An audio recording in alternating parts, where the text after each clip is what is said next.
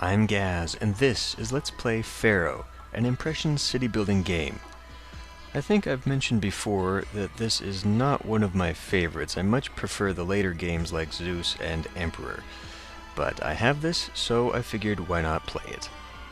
Let's start. We will be playing under the Gazmotep family. Let's begin. We'll go, I guess, pre-dynastic, from the beginning. Your family begins the pre-dynastic period, leading a small band of nomads through their discovery of the arts of civilization. Your leadership helps to set Egypt on its course to eventual greatness, still glimpsed only dimly.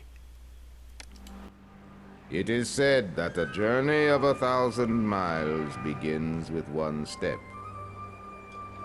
So may the story of a great nation begin with one dream. The Red Land has given birth to such a dream.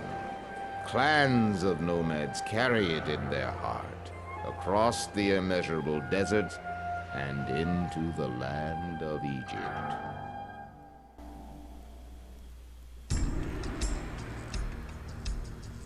Welcome to ancient Egypt, land of the pharaohs. Here you'll participate in the history of one of the greatest civilizations the world has ever seen. In an epic story that spans more than 15 centuries and 24 generations. You must lead one family, generation by generation, from its earliest beginnings in Egyptian prehistory, through the dawn of civilization, to the establishment of a unique and powerful empire and beyond. Our story begins more than 5,000 years ago, along the banks of the Nile River in an area known as Nubt. Here, a small confederacy of clans struggles to eke out an existence in the harsh environment. With you at its head, your family leads this small settlement.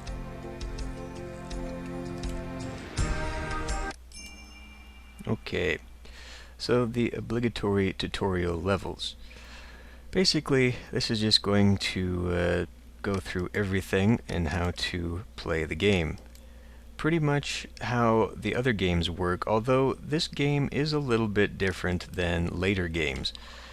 It is a lot more involved for one thing, and the conveniences, I guess you could say, that come in Zeus and Emperor are not existent here. So the way you lay out cities is a little bit different, a little bit more annoying in my opinion anyway. So we need to set up, what was the goal? 6 houses, I think. Well, okay, here's a good example of an annoyance. I cannot build while the game is paused. Yeah. So housing works a bit different than it does in later games. Each of these little plots is a separate house. When they start out, they will begin as just little huts, and if we're lucky, they'll grow together into a 2x2 house. They can grow up to a 3x3, I believe, but I don't think I need to bother with doing that right now. So good, we've got one here, that's a 2x. Hopefully this one will be a 2x. There we go. I can fit one in. I like to leave that little gap because the 2x2 house could develop sort of like right here, leaving me with 2 individual houses. Again, that's not really a big deal because I believe each of these houses the same amount of people. Yeah. It's just that when you try and grow larger houses, it becomes somewhat annoying to try and have that. You know what? I'm just going to speed this up by building another one here. Okay. So, no, I know. I was hoping it would bring up that little tutorial thing again. These are crude huts, so they need water. We only start out with a well, which is just this little thing, and it only affects a certain number of the houses. Later on we'll get the water supply with the walker that will drag the water around, but we are without it right now. And I should have left myself a little bit of room up here. I could put it here, I suppose. You have to be careful though, because the Nile will flood every year, Usually only up to the border of the grass there, covering the fields, but it's best not to risk it. Okay, that doesn't touch these at all. Damn it. So I guess I could just put it here. Another one there, just kind of uselessly build this up. That's still not enough. These are sturdy huts still. We don't have access to a bazaar yet. Hopefully... There we go. Just had to speed it up. Okay, so now we have to talk about food, where we have these hunting lodges, which apparently don't even need to be connected to... Oh, they do. There's a road there. Never mind. So they're not like later games where you could just sort of throw them out in the middle of nowhere. Another agonizing aspect of this game is that you don't just get workers, as we may see here very shortly. Okay, so let's go open a hunting lodge. We'll put it out here, because it has very bad appeal. Oh, right, I cannot do this while paused. Arg. And we'll need to build a granary. Again, this will have to go way out here. And I guess I'll put it way out here because it's...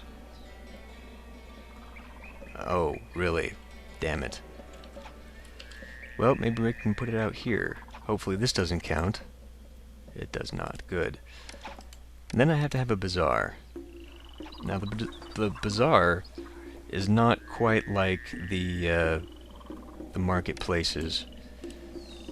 We're going to need several of them. Okay, so you see these guys walking around. These guys are I'm workers. the most popular Well, person they in go the out and city. find A workers. lot of people need jobs. And they do that by walking by these houses. This is very annoying, because it means you have to plan your cities such that your buildings are close enough to a source of workers. Now, unfortunately for me, the guy who works here in the granary decided to walk this way like an asshole rather than going this way to where the workers are. We don't have access to the roadblocks yet, which is extremely annoying. Those don't appear until a little bit later. Okay, so we're starting to get some food. Our bazaar lady goes out.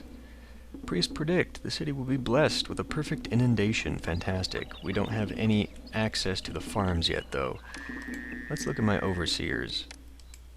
Okay. I've got enough food for 2 months.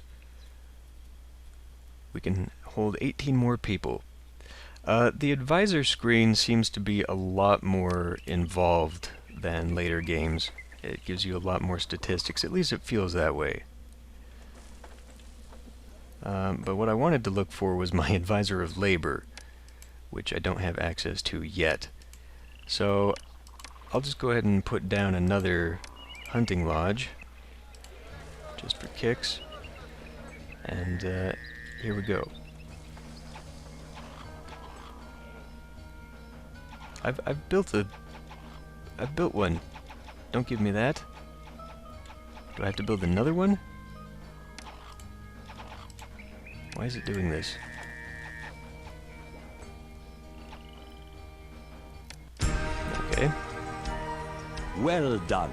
By filling your people's bellies with nourishing food and protecting their homes from fire and collapse, you have helped this fledgling civilization take its first step on the long road of history. Yeah. We have a few more statistics in the score here than Zeus or Emperor. They just sort of lumped everything into a single thing. Well, no, that's not actually true. You did get a few points for months completed and all that stuff. But anyway, what we have here is a culture rating, prosperity rating, and kingdom rating. And these become part of the conditions for winning later on. And I'm sure the game will cover them. Okay, well anyway, that was the first tutorial mission. Kind of a short one, but as to be expected. We'll try and rush through the tutorial campaign rather quickly here. But I'm going to end this one here, and I'll see you next time.